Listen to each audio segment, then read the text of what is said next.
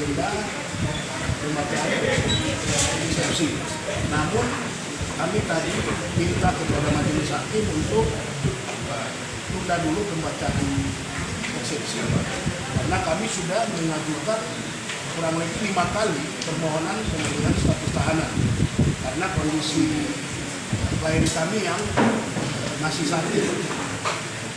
Kemudian hakim menerima itu dan kita kemudian bahas terkait pengalihan status tahanan.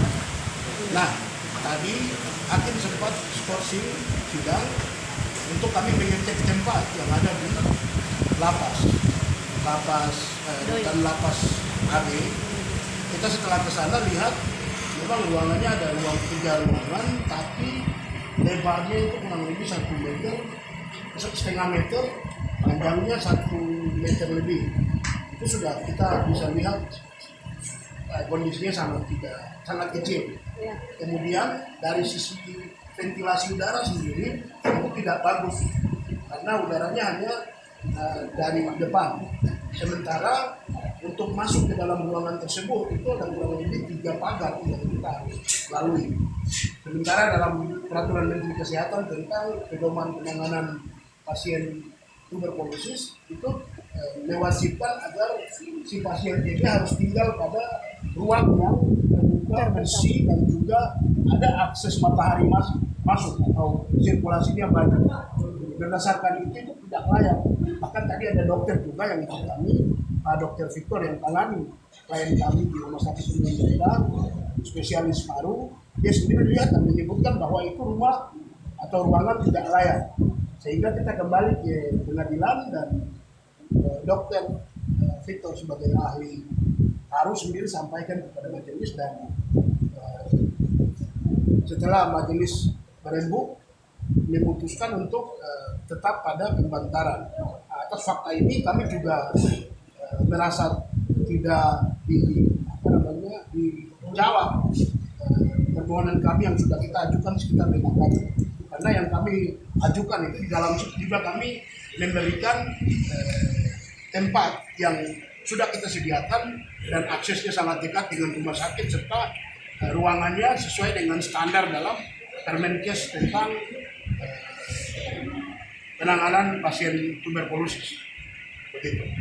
Nah, berkaitan dengan eksepsi sendiri tadi tidak sempat dibacakan karena kami harus selesaikan itu. Menurut kami itu sangat penting karena biar kita tidak menggunakan kacamata kuda untuk mengejar persidangannya saja kemudian mengabaikan hak atas kesehatan klien kami sebagai terdakwa, sehingga kami juga memilih itu tidak harus baca eksepsi.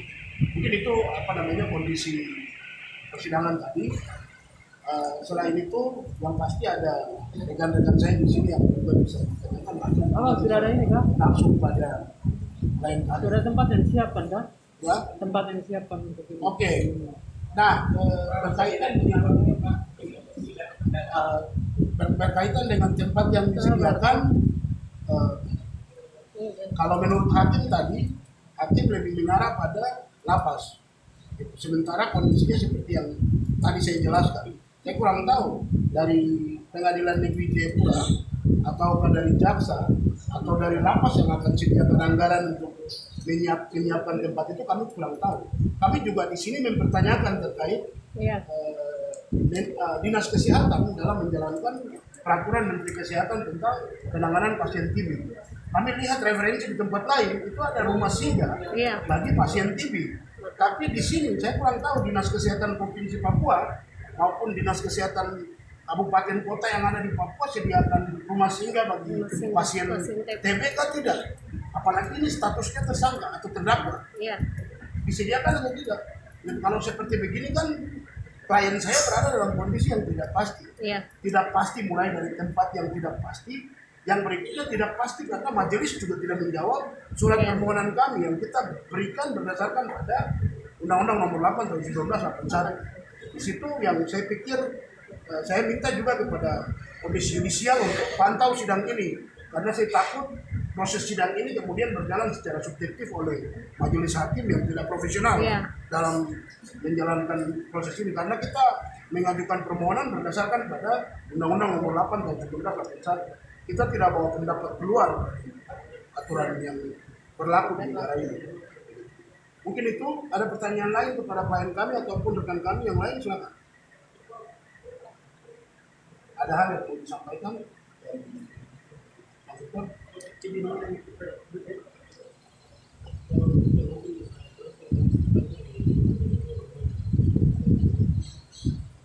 Ya, sebenarnya saya sudah ada rawat jalan gitu.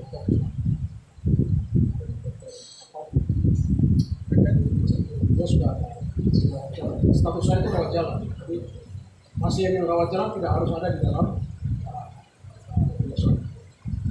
Sementara hakim dengan jaksa tetap dipertahankan saja di rumah sakit. Di rumah sakit saya bergabung dengan pasien-pasien lain dan itu memang bahaya untuk saya. Iya. Terakhir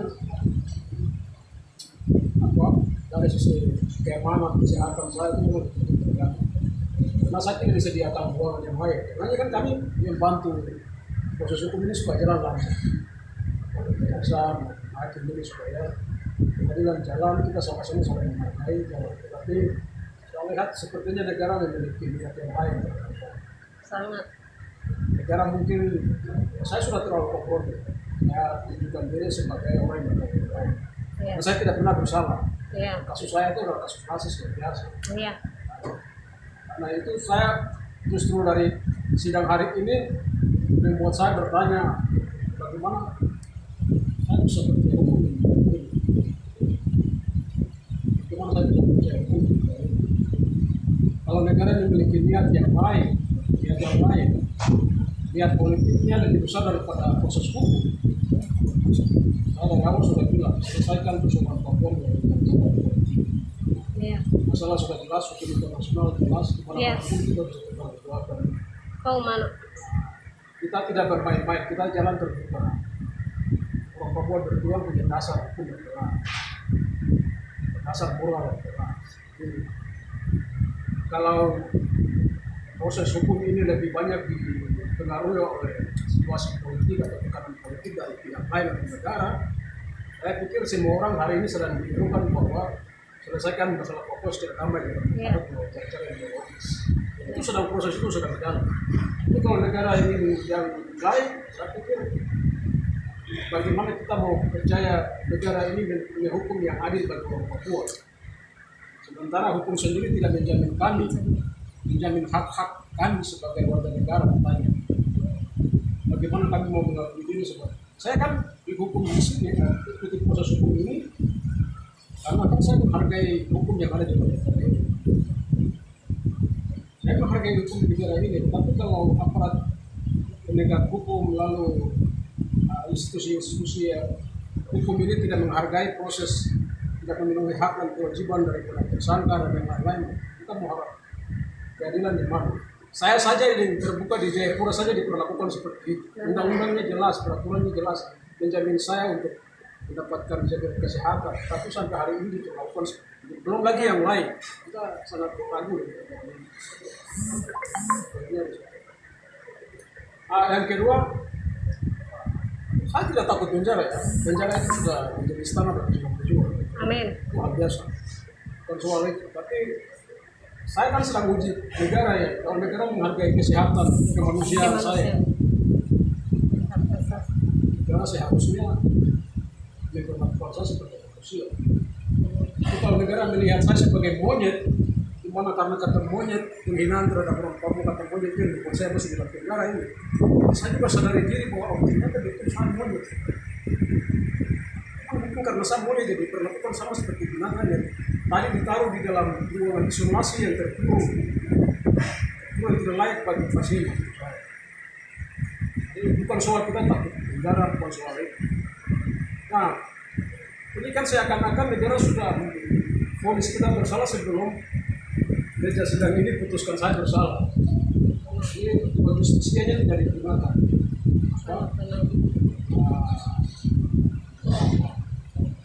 Saya belum disalahkan. Ini sudah disalahkan dan dihukum di luar. Seakan-akan saya mau dihukum. Itu sudah divonis begitu. Ini bagi saya itu sesuatu yang tidak adil dan ini menjadi pelajaran hukum bagi rakyat Papua bahwa kalian sendiri putuskan apakah di negara ini ada keadilan hukum atau tidak.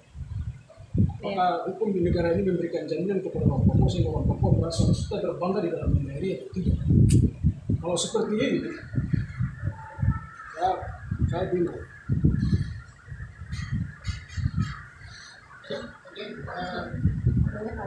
Terima kasih untuk semuanya. Kawan-kawan wartawan, mungkin agenda hari ini seperti itu. Selanjutnya Bang Victor akan tetap menjalani status pembantaran.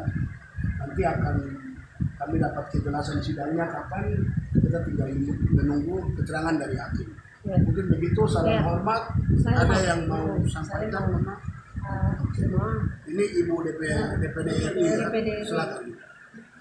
Saya cuma begini. Kalau masalah waktu, saya pikir tidak kayak begitu. Karena presiden sendiri bilang minta maaf atas nama seluruh Indonesia. Dia minta maaf sama orang Papua. Setahu saya itu. Ini saya tidak pernah jalani. Saya pikir oh dia masih ada rumah sakit. Jadi sakit jadi dia berobat begitu. Padahal masih berjalan terus. Dan juga presiden sendiri yang minta maaf. Kami tidak secara keseluruhan tidak minta maaf, tapi presiden sendiri Jokowi dia sendiri minta maaf sama orang khusus orang Papua. Itu dalam kasus rasis. Dia tahun kasus rasis. 2019. Dia kalau Ini masih masalah proses. masalah itu tidak layak untuk dia itu seperti alasan apapun. Jadi hari ini terjadi, hari itu bicara. Tidak usah kita belit ke jauh.